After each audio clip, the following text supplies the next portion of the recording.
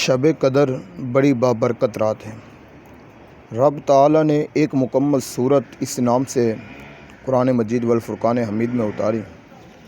فرمایا انا انزلناہ فی لیلۃ القدر، بے شک ہم نے اس قرآن کو ماہ رمضان کی قدر والی رات 27ویں شب کی رات میں اتارا۔ وما ادراک ما لیلۃ القدر، اور تم نے کیا جانا کہ قدر والی کیا رات ہے۔ لیلۃ القدر خیر من الف شہر، قدر والی رات ان 1000 مہینوں سے بہتر ہے جن میں شب قدر نہ ہو۔ تنزل الملائکۃ والروح فیہا باذن ربہم من کل امر، اس رات میں فرشتے اور جبریل اپنے رب کے حکم سے ہر کام کے لیے نازل ہوتے ہیں۔ سلام ہی حتی مطلع الفجر، یہ رات طلوع فجر ہونے تک سلامتی کی ہوتی ہے۔ اللہ اکبر۔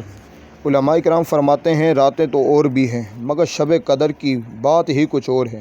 اس رات کو یہ نام عطا کیے جانے کی حکمت یہ ہے، فرمایا ایک تو یہ رات عظمت والی رات ہے، تقدیر والی رات ہے، تنگی والی رات ہے۔ فرمایا ان تینوں کی مثالیں جب علماء کرام نے دی، فرمایا عزت والی رات۔ امام زہری رحمۃ اللہ تعالیٰ علیہ فرماتے ہیں اس رات کو شب قدر اس لیے کہتے ہیں، اس شب میں اللہ نے قابل قدر کتاب، قابل قدر امت کے لیے صاحب قدر رسول اللہ صلی اللہ علیہ وسلم کی معرفت نازل فرمائی، لہذا یہ رات قابل قدرت اور عزت والی ہے۔ اس رات میں عبادت کرنے کی بہت قدر و منزلت ہے، اس کا بہت زیادہ اجر و ثواب ہے۔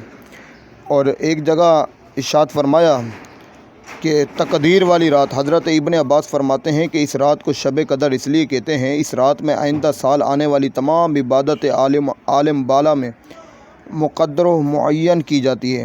مثلا کسی کا مرنا، بیمار ہونا، رزق کی فراغی، تنگی و دستی، عزت و ذلت، جو کچھ بھی سال بھر میں دنیا میں ظاہر ہوگا وہ سب عالم بالا میں مشہور کر دیا جائے گا اور ہر کام پر فرشتے مقرر کیے جائیں گے۔ تنگی والی رات، فرمایا اس رات کو عالم بالا سے روحانیت فرشتے اس قدر زمین پر نازل ہوتے ہیں کہ زمین میں تنگی ہو جاتی ہے، کوئی گنجائش باقی نہیں رہتی۔ اس رات میں اتنی کثرت سے فرشتے نازل ہوتے ہیں زمین ان سے تنگ ہو جاتی ہے۔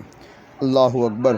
فرمایا روایت ہے کہ گزشتہ زمانوں میں کوئی آدمی اس وقت تک عابد نہ کہلاتا تھا جب تک وہ 1000 ماہ اللہ کی عبادت نہ کرتا۔ یہ 1000 ماہ 83 سال 4 ماہ کا عرصہ بنتا ہے۔ اللہ عز و جل نے حضرت محمد مصطفیٰ صلی اللہ علیہ وسلم کی امت کے لیے ایک رات کی عبادت 1000 مہینوں سے بہتر بنا دی جس میں وہ لوگ عبادت کرتے ہیں۔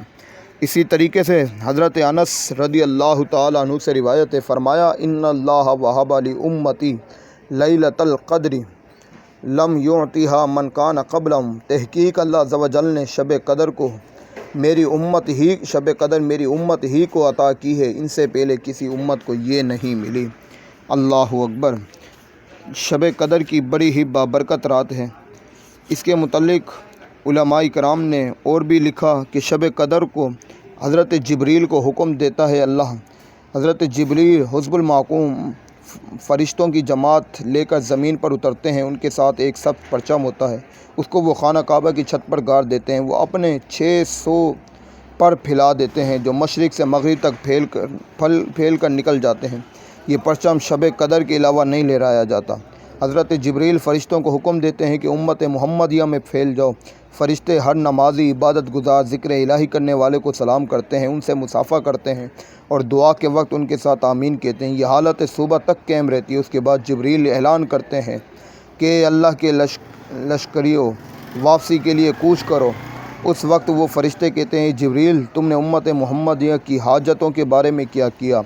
اللہ اکبر۔ حضرت جبریل جواب دیتے ہیں اللہ ان پر رحمت نظر نہیں فرماتا، ان کو معاف نہیں کرتا اور نہیں بخشتا۔ 4 قسم کے لوگ ہیں، فرمایا عادی، شرابی، والدین کے نافرمان، رشتوں کو منقطع کرنے والے، بغض رکھنے والے۔ عرض کیا گیا یا رسول اللہ مشاحن کون ہے؟ فرمایا مسلمانوں سے قطع تعلق کرنے والا۔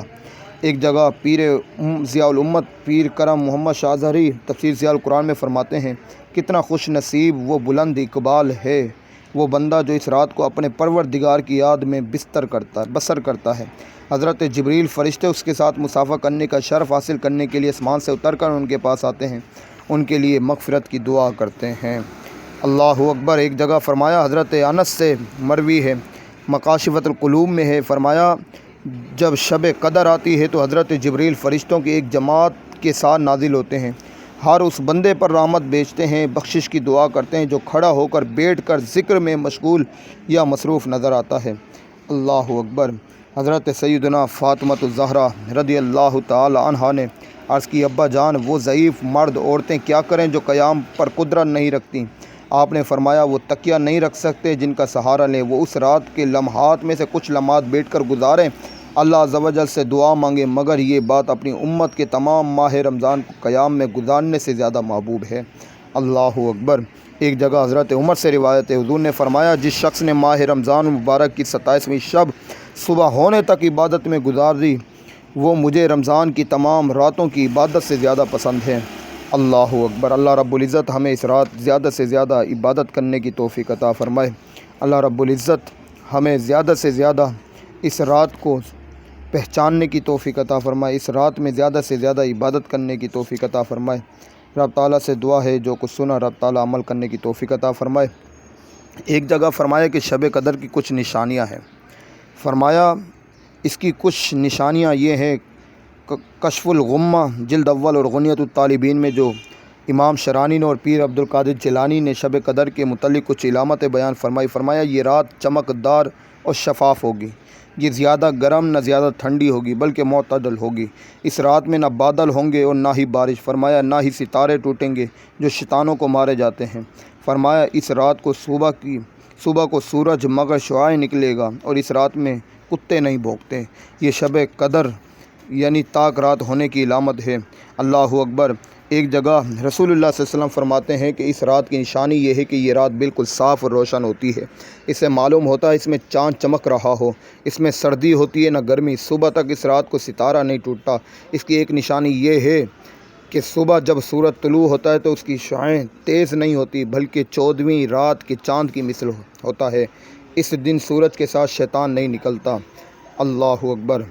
رب تعالیٰ سے دعا ہے ہم نے جو کچھ سنا رب تعالیٰ ہمیں عمل کرنے کی توفیق عطا فرمائے۔